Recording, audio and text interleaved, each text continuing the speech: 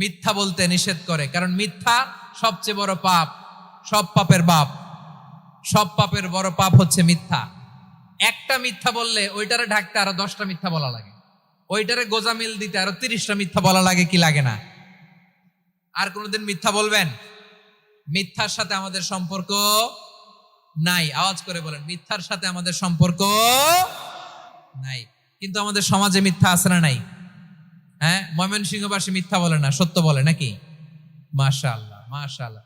এখন মোবাইল ফোনের কারণে মিথ্যা আরো বেড়ে গেছে।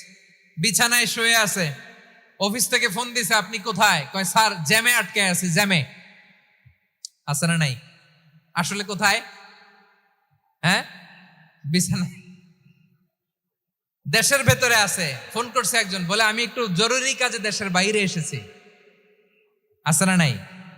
এরকম মিথ্যা কথা